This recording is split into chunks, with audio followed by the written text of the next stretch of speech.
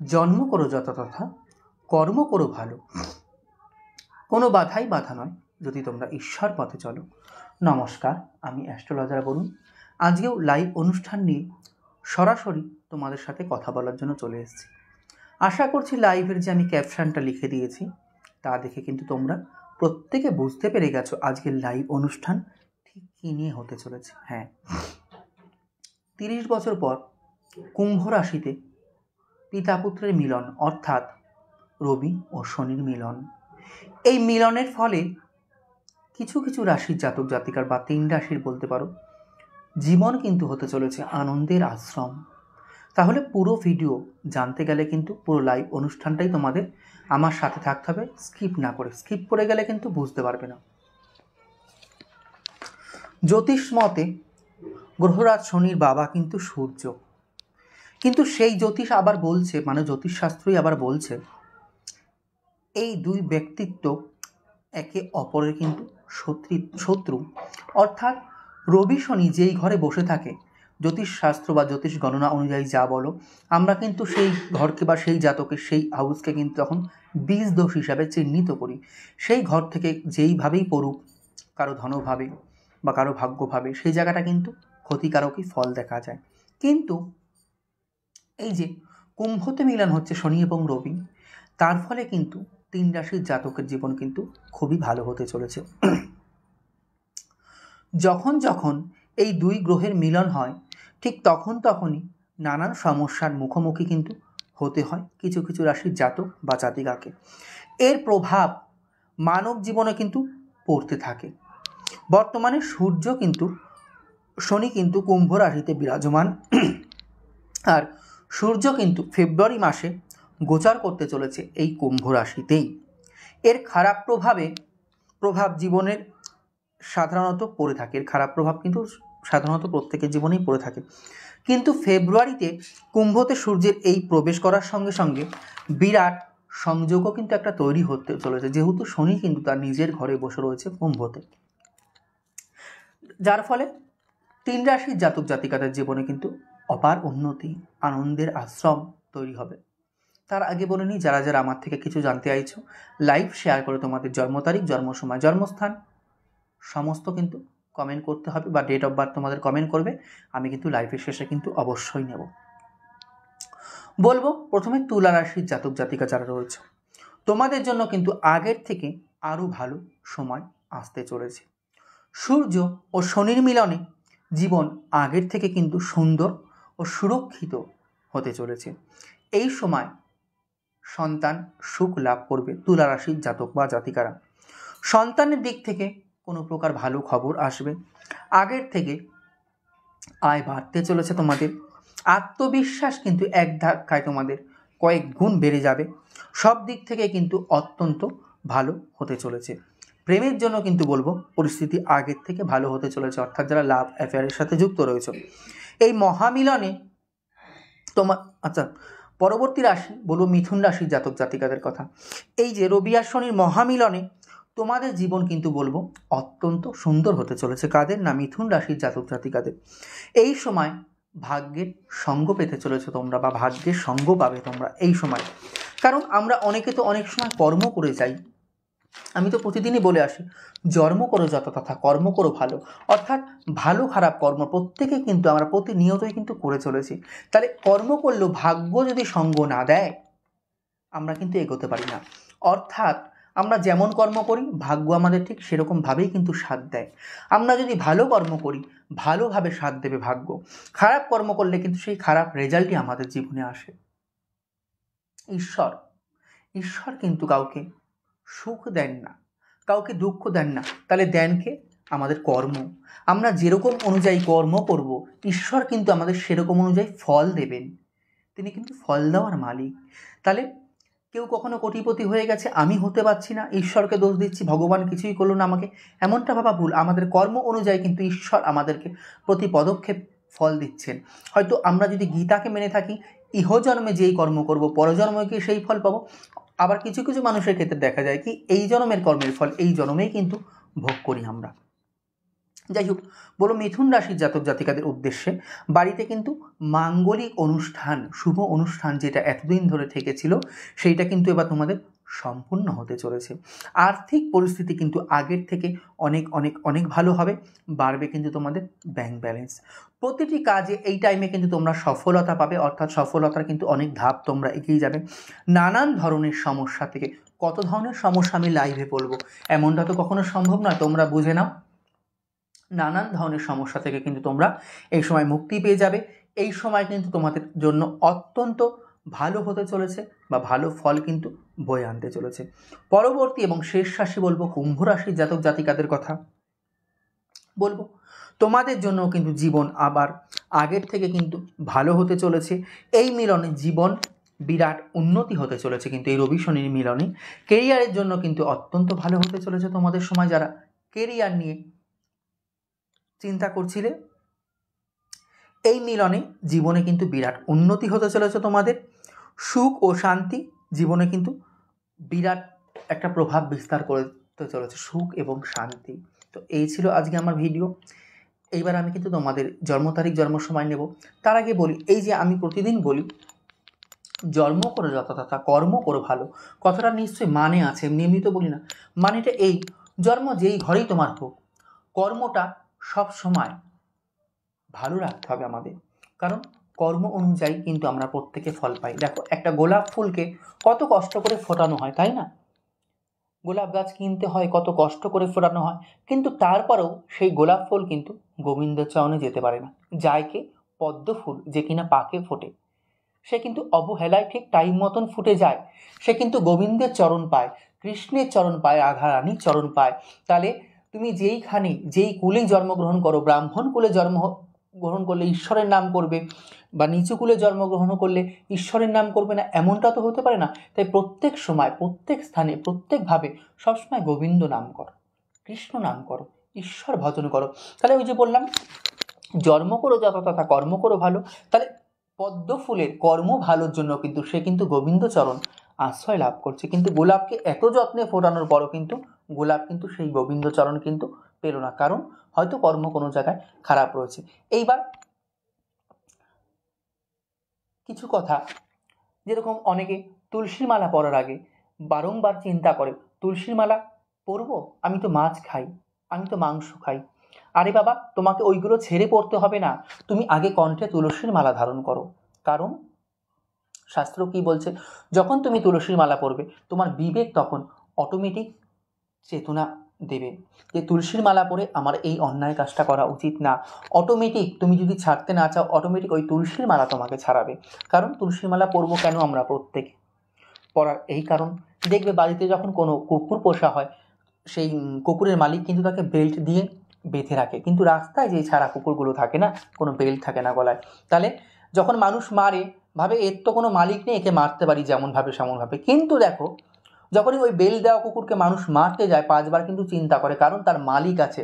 সেরকম আমরা যদি প্রত্যেকে তুলসীর মালা কণ্ঠে ধারণ করি, তাহলে কিন্তু আমাদের মালিক আছে কে?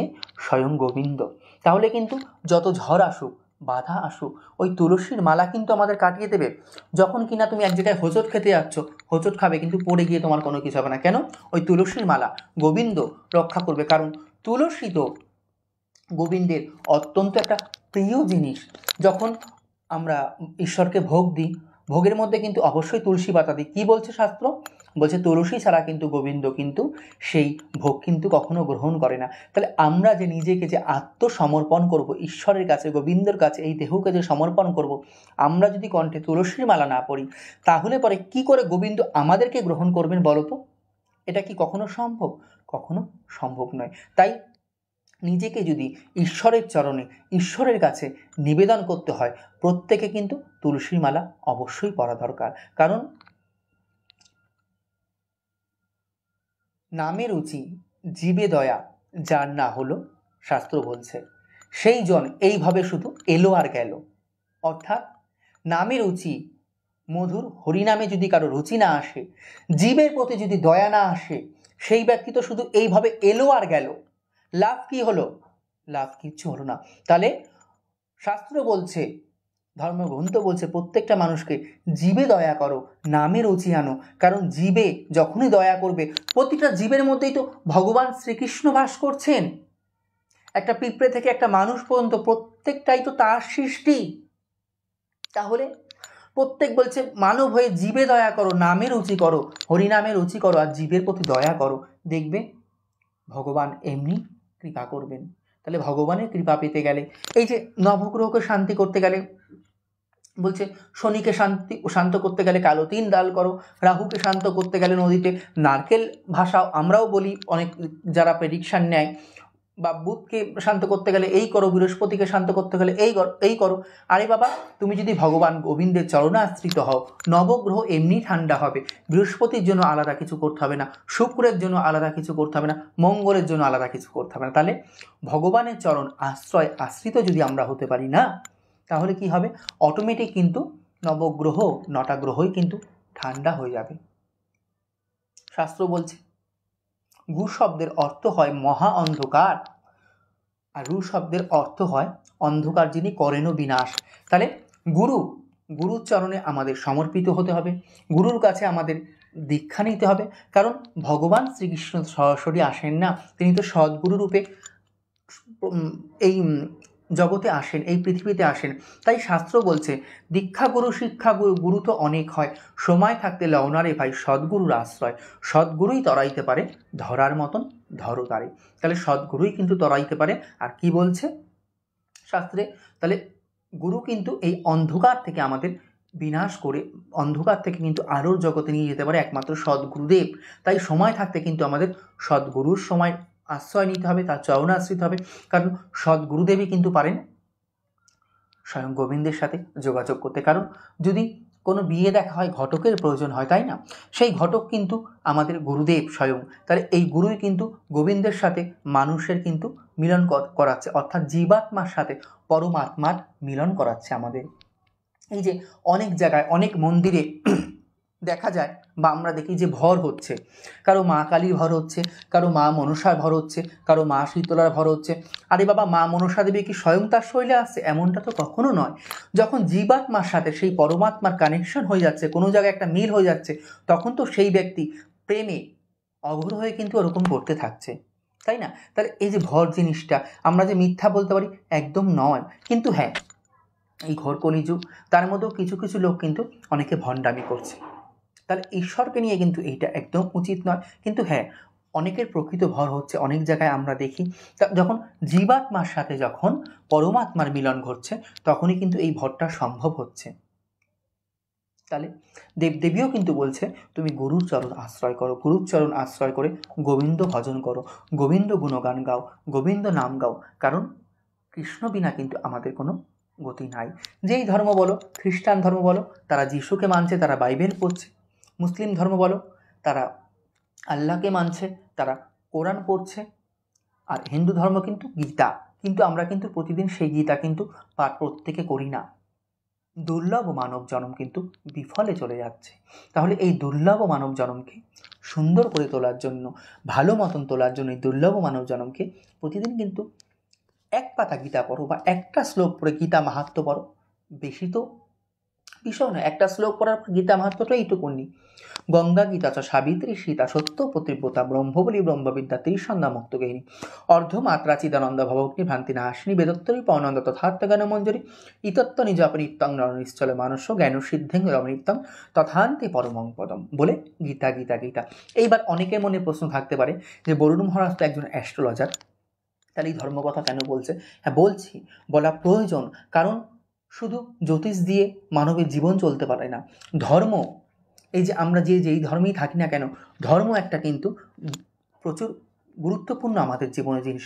ধর্ম অনুসারে যদি আমরা জীবনটাকে অতিবাহিত করতে পারি, চালিত করতে পারি, তাহলে কিন্তু আমাদের জীবনের 100-এর মধ্যে কিন্তু 90% সমস্যা কিন্তু এমনি মিটে যাবে কিন্তু ভগবান শ্রীকৃষ্ণ, ভগবান গোবিন্দ কিন্তু আমাদের এই জীবনের সমস্যা কিন্তু অটোমেটিক মিটিয়ে দেবে। তাই বলবো, আগে কিন্তু ধর্ম কিন্তু মানতে হবে। কারণ দেখো, মুসলিমরা কিন্তু মুসলিম ধর্ম পালন করছে, খ্রিস্টানরা কিন্তু তাদের খ্রিস্টান ধর্ম পালন করছে। জিনিস তো একই, জল। কেউ বলছে পানি, মুসলিমরা, খ্রিস্টানরা বলছে ওয়াটার। হিন্দুরা বলছে জল। নাম তো তিনটে, জিনিস তো এক, তাহলে বিশ্ব ব্রহ্মাণ্ডের মালিক তো এক, এখানে তো কোনো দুই হতে পারে না। বিশ্ব ব্রহ্মাণ্ডের মালিক তো এক, তাহলে এই একের ভজনা করে, একের সাধনা করে তোমরা এগিয়ে যাও, জীবনে কোনো প্রকার কোনো রকম সমস্যা কিন্তু কখনোই আসতে পারে না। এটা কিন্তু আমি বলছি, আমি গ্যারান্টি দিচ্ছি। তো লাইভে অনেকে অনেক কমেন্ট করলে, এত কমেন্ট পড়ার আমার এতক্ষণ সময় হয়নি। প্রত্যেককে বলবো একবার হরে কৃষ্ণ, এবার যাদের মাকে ভালো লাগে একবার জয় মা করে কমেন্ট করো, এটা কিন্তু আমি দেখতে চাই। এবার কিন্তু তোমাদের ডেট অফ বার্থ নেব।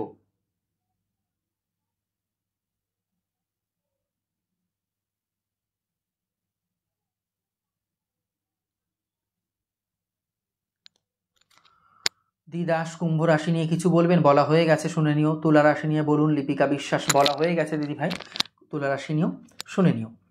আর যারা যারা পার্সোনালি প্রেডিকশান নিতে চাইছো আমাকে, এই যে হোয়াটসঅ্যাপ নাম্বারটা দেওয়া রয়েছে 908875558667, এই নাম্বারে আমাকে হোয়াটসঅ্যাপ করবে, আমি আমার পার্সোনাল কলিং কন্ট্যাক্ট নাম্বার কিন্তু দিয়ে দেবো। সৌরভ মণ্ডল, তুমি শুনতে থাকো। সৌরভ মণ্ডল, তোমাকে উদ্দেশ্য করে আমি বলছি, তুমি শুনতে থাকো, তোমারটাই আগে নেওয়া হচ্ছে। 29/7/1995।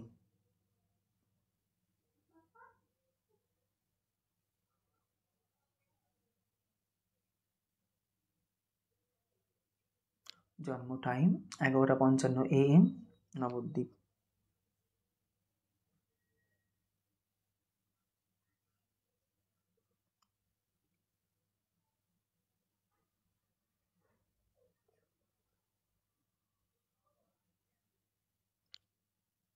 সৌরভ মণ্ডল লিখেছে আমার বিজনেস 70%, তার কারণ কি? শুনতে থাকো।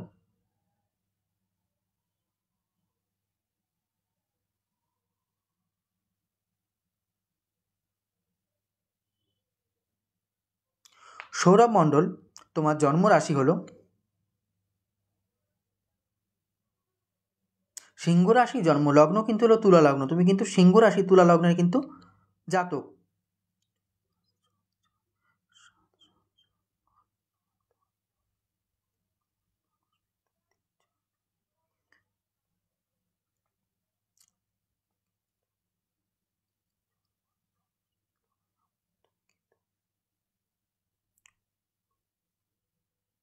দেখো তোমার 6th হাউস, ষষ্ঠম ঘরে শনি বসে রয়েছে।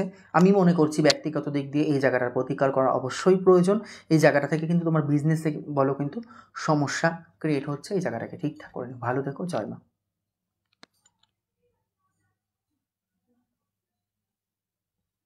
বৃষ্টি গোলই, শুনতে থাকো। বৃষ্টি গোলই, তুমি শুনতে থাকো।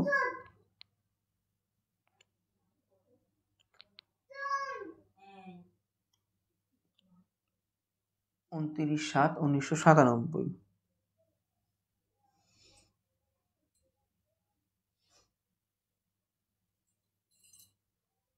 জন্ম টাইম 3টে PM, হাওড়া।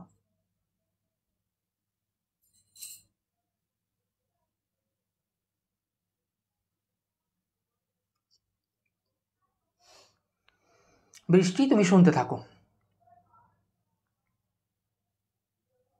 বৃষ্টি, তোমার জন্মরাশি বৃষ রাশি, তোমার জন্মলগ্ন বৃশ্চিক লগ্ন। তুমি বৃষ রাশি বৃশ্চিক লগ্নের কিন্তু জাতিকা। দশম গৃহের 10th হাউসে রাহু শুক্র এক ঘরে বসে কামক দোষ সৃষ্টি করেছে। কর্মের জায়গায় তুমি যেখানেই কর্ম করবে না কেন, সেই জায়গা থেকে বলো বা যেখান থেকেই বলো, কোনো একটা মানে বাজেভাবে তুমি ফেঁসে যেতে পারো, এইটাই আমি তোমার জন্মছকে দেখতে পাচ্ছি।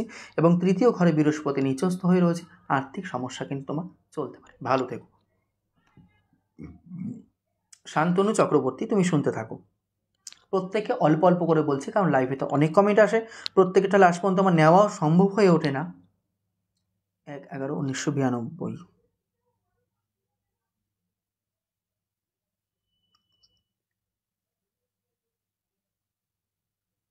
জন্ম time 2:30 AM, south 24 Pargana.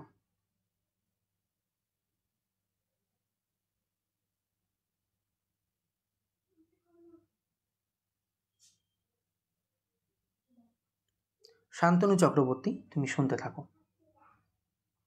Shantanu Chakraborty, তোমার জন্ম রাশি হলো ধনু রাশি, জন্ম লগ্ন কিন্তু হলো কন্যা লগ্ন। তুমি কিন্তু ধনু রাশি কন্যা লগ্নের কিন্তু জাতক।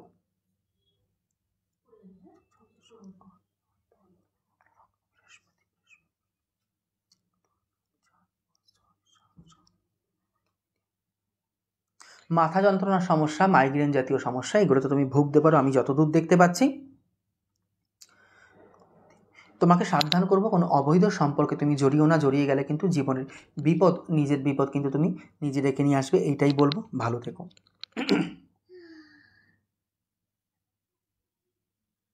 শাও কিশোর, তোমাকে বলছি তুমি প্রায় ডেট অফ বার্থ কমেন্ট করো। দেখো, আলাদা কিছু প্রেডিকশান দেবো এমনটা ভেবো না যে আমি প্রতিদিন বলি একই কথা বলবো সেম। বিশেষ কিছু জানতে হলে পার্সোনাল প্রেডিকশান অবশ্যই নিতে হবে। Date of birth 1/12/1995, 6:30 AM, Cooch Behar.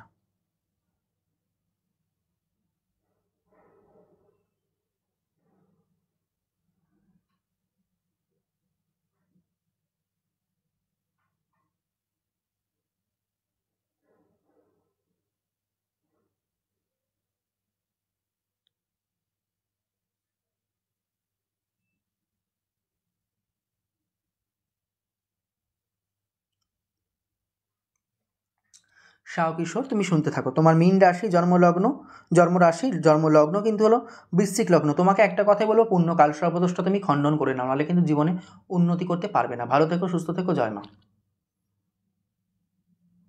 পরবর্তী নিচ্ছি সোমনাথ জানা। সোমনাথ জানা, তুমি শুনতে থাকো।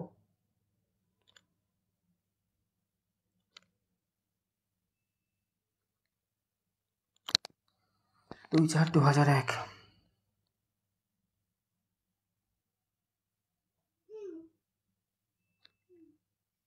জন্ম টাইম 10:08 PM।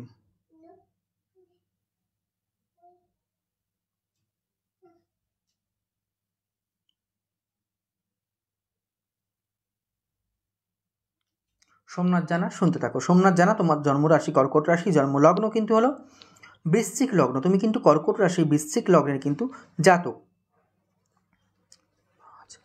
চতুর্থ ঘরে লগ্নভাবে মঙ্গল বসে মাঙ্গলিক দোষযুক্ত কিন্তু রুচক যোগ সৃষ্টি করেছে মঙ্গল। এখানে খুব একটা অশুভ বল পাবে না, এটাই আমি দেখতে পাচ্ছি। ফিফথ হাউসে কিন্তু রবি শুক্রতে করলো দারিদ্র যোগ, যোগাযোগ কানেকশনের জায়গাগুলো কিন্তু জীবনে কিন্তু বারংবার সমস্যা আসবে। ভালো থেকো।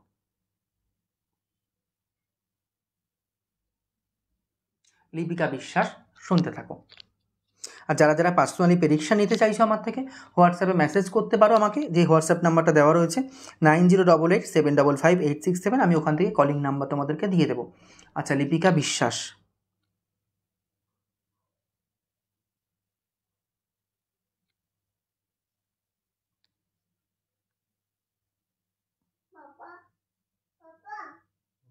জন্ম টাইম 9:48 PM।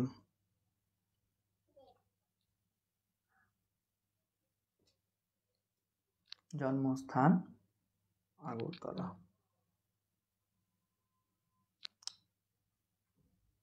লিপিকা বিশ্বাস, শুনতে থাকো। লিপিকা বিশ্বাস, তোমার জন্মরাশি তুলা রাশি, জন্মলগ্ন কিন্তু হলো বৃশ্চিক লগ্ন। তুমি কিন্তু তুলা রাশি বৃশ্চিক লগ্নের কিন্তু জাতিকা। আমি যতদূর দেখতে পাচ্ছি বিবাহিত জীবন নিয়ে কিন্তু সমস্যা চলার কথা। আমি জানি না তোমার সাথে কি হচ্ছে। বিবাহিত জীবন, দাম্পত্য জীবন কিন্তু খুব একটা সুখের নয়, সুখময় নয়, এটাই আমি আমার গণনার দ্বারা দেখতে পাচ্ছি। ঠিকঠাক করে নিও জায়গাটাকে, ঠিক আছে?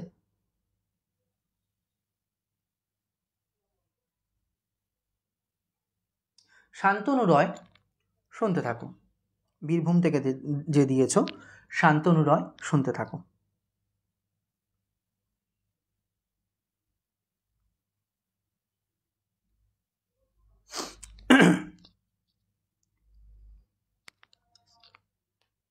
শান্তনু রয় 5/3/1980।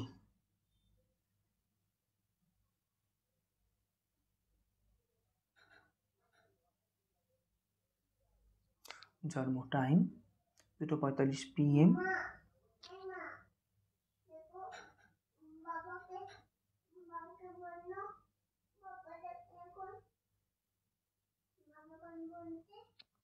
শান্তনু রয়, শুনতে থাকো। শান্তনু রয়, তোমার জন্ম রাশি হলো কন্যা রাশি, জন্মলগ্ন কিন্তু হলো কর্কট লগ্ন। দেখো, তোমার উদ্দেশ্যে একটা কথা বলবো। সেকেন্ড হাউসে রাহু বসে বৃহস্পতি এবং মঙ্গলকে নিয়ে অর্থের দিক দিয়ে কিন্তু অনেকখানি সমস্যায় পড়ে যাবে বা পড়ে যাওয়ার কথা, এইটাই কিন্তু আমি দেখতে পাচ্ছি। সেকেন্ড হাউসে রাহু বসে থাকার জন্য অর্থ কিন্তু খুব হিসাব করে খরচা করতে হবে। অযথা খরচা থেকে কিন্তু তুমি এড়িয়ে চলো, এই কথাই বলবো। নাহলে কিন্তু জীবনে কিন্তু চরম সমস্যার মুখে পড়তে চলেছে, এই কথাই বলবো। যাই হোক, আজকে লাইভ অনুষ্ঠান বেশিক্ষণ আর টানতে পারবো না, কারণ সময়ের কাছে যে আমরা প্রত্যেকে বাধা হয়ে থাকি, তাই না? প্রত্যেকে সময়ের কাছে বাধা। আজকে কে কে নতুন দেখলে আমার পরিবারে, আর প্রত্যেকে একবার করে জয় মা করে কমেন্ট করো, এইটা আমি দেখতে চাই। আর যাওয়ার আগে বলবো যে কথাটা আমি প্রতিদিন বলি, নিঃশ্বাসের বিশ্বাস নাই কবে রুদ্ধ হয় তাই, বাল্যবধি হরে কৃষ্ণ হরে রে, হরি হরি হরি বলো সদা সাধু সঙ্গ করো, তোমাদের কৃষ্ণদাস এই মিনতি করে রে। দেখা হচ্ছে পরবর্তী কোনো ভিডিও বা লাইভ অনুষ্ঠান নিয়ে। ততক্ষণের জন্য কিন্তু সবাই খুব ভালো থেকো, সুস্থ থেকো, সাবধানে থেকো। আর যারা যারা পার্সোনালি আমার থেকে প্রেডিকশান নিতে চাইছো, আমাকে সরাসরি হোয়াটসঅ্যাপ করবে, আমি কলিং নাম্বার দিয়ে দেবো 9088755867। এই নাম্বারে সরাসরি আমাকে হোয়াটসঅ্যাপ করবে। দেখা হচ্ছে পরবর্তী কোনো লাইভ অনুষ্ঠান বা ভিডিও নিয়ে। সবাই খুব ভালো থেকো, সুস্থ থেকো। জয় মা।